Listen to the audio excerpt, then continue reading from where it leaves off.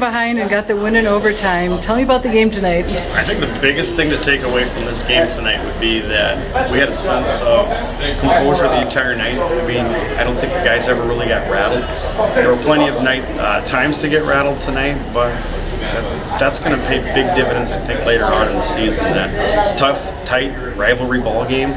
Guys keep their composure down the end, and of course, it's always nice to come out with a win. Were free throws the key in the second half?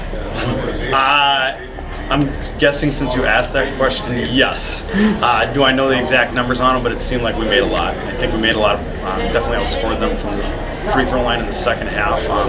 It seemed we made a majority of them. So yeah, free throws were very big in the second half.